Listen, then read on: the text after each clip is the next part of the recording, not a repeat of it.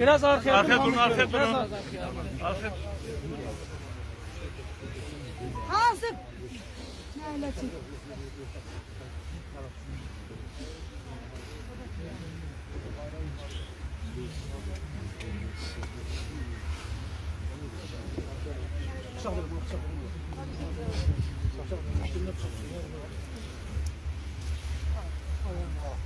Başımı tüküme bakın.